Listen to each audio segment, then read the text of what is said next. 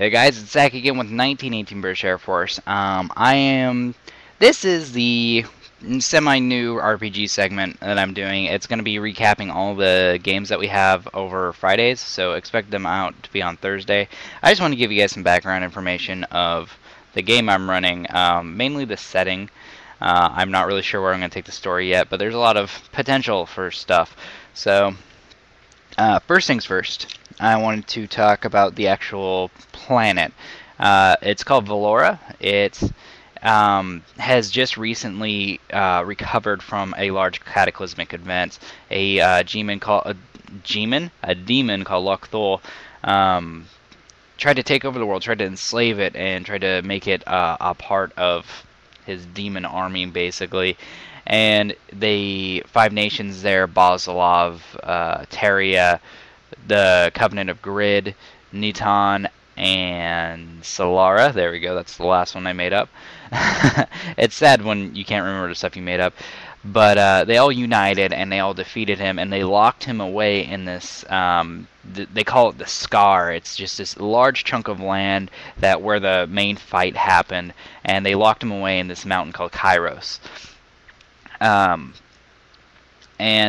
now that that's happened, and really there's just been kind of this tension peace. Like, they don't really like each other. The five nations have never really liked each other that much, but there's this peace right now, and it's been holding for 100 years, which is really impressive. But everybody's just been kind of like staying where they're at, kind of like staring at each other from their borders. They're like, you're kind of a dick, but I'll hang out with you anyways. And they have been going through a renaissance. There we go, that's what I want to say. A technological renaissance. So magic has been around for a very long time, but now that technology is around, it's been kind of mixing, and it's almost locked in. It's really close to being like magic and technology together forever BFFs. But as of right now, it's still kind of meh. The closest to that ideal is the Covenant of Grid, but I'll give it to them later. Firstly, I want to cover all the five. Well, I'm going to cover all five nations. I'm going to start with Basilov, which is basically the most basic, farthest away from technology. Basilov is a refuge, not a refuge, but it is just a collection of barbarian tribes and elvish tribes that follow nature more than technology, and they have pretty much just locked themselves away in that. It's very wild, it's very not open, it's very heavily wooded, lots of mountains, and a lot of bandits find their... Kitty, what are you doing? A lot of bandits find their way there, and they make refuge there. Not saying that the barbarians, the orcs, and all of them want them there, but Kitty, seriously, yeah, calm down, go over there. She was messing with the pages. They've all made this area as a sort of a collective, and they usually elect one chieftain to represent this collective of people to the other nations whenever there needs to be like an embassy meeting or like a meeting between the five nations or whatever. And it's just a very wild and free place, and it's a very much the freest place you could go in the world right now. The exact opposite would be the Covenant of Grid. It is maybe it's not wild at all. It's been completely tamed by the mages that have transformed what used to be a large warring factions of dwarves into this magearchy that is very controlled and very made to... how to describe it? It's very mechanical, but at the same time they have infused a lot of magic into it. So it's this very technological, magical, steampunky sort of area where they have siphoned the natural magic in the world and all around them, giving everything this weird sort of purple glow, and it kind of makes the entirety of the Covenant of Grid in this sort of like perpetual dusk. So it's very much like just a giant mechanical city that is powered by magic.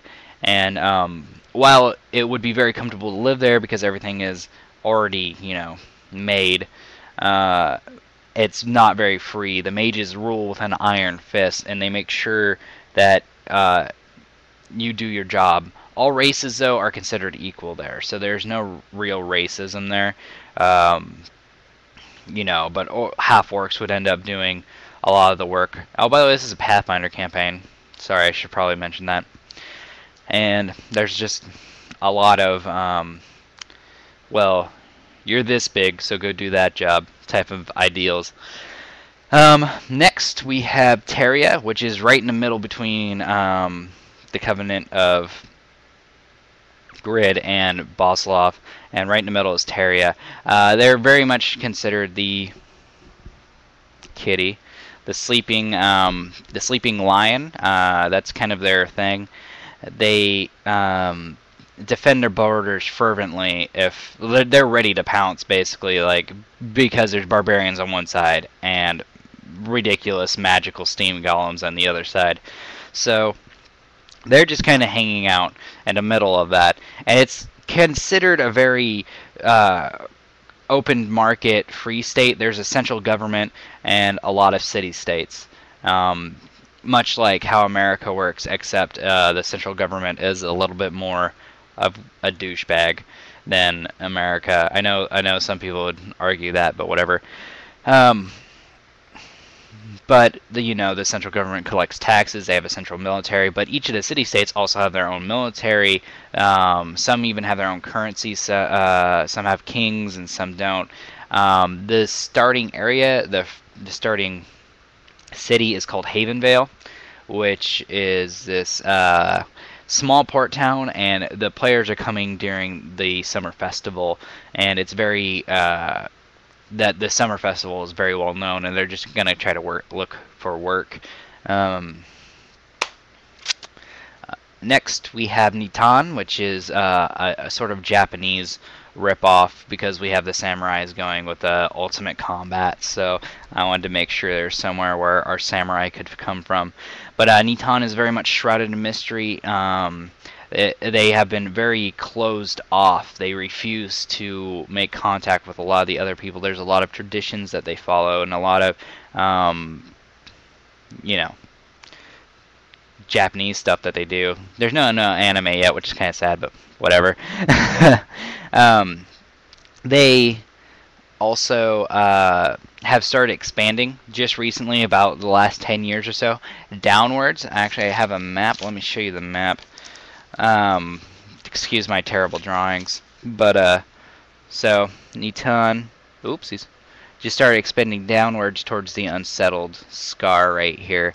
And then we have the Covenant of Grid, and then Boslov, and then in the middle Teria, and Havenvale is right there. Nitan is ruled by a group of shoguns, basically, who it's no longer feuding, but they are just like how the Five Nations are very loosely gathered together. The shoguns are also very loosely gathered together. Much like Nitan, Solara is a land ruled by sheiks. The very, very rich have a very large amount of power.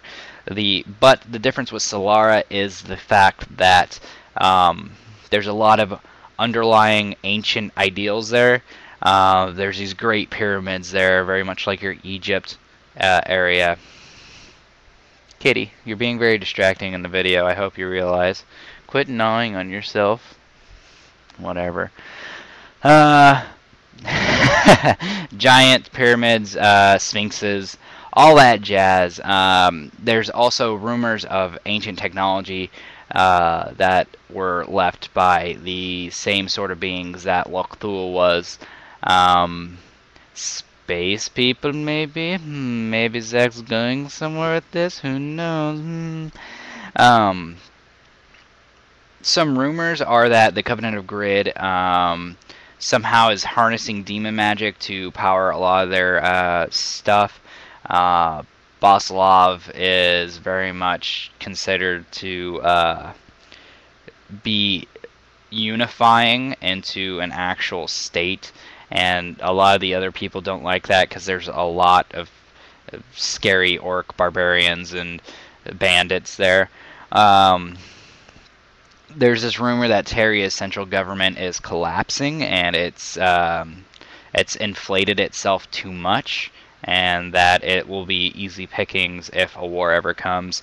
Once again, not much is known about Nitan other than the fact that there's ninjas and samurai there, and there's a lot of customs that people don't want to follow there.